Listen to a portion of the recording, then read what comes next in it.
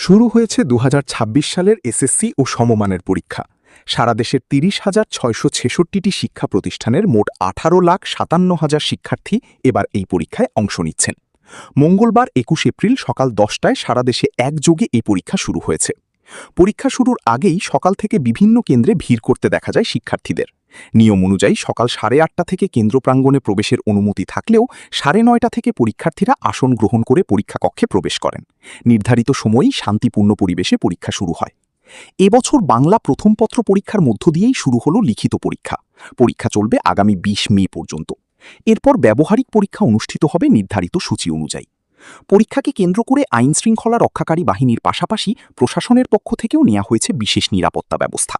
কেন্দ্রগুলোতে নকলমুক্ত পরিবেশ নিশ্চিতে কঠোর নজরদারি চালানো হচ্ছে। শিক্ষার্থী ও অভিভাবকদের প্রত্যাশা সুষ্ঠু ও সুন্দর পরিবেশে শেষ হবে এবারের এসএসসি পরীক্ষা।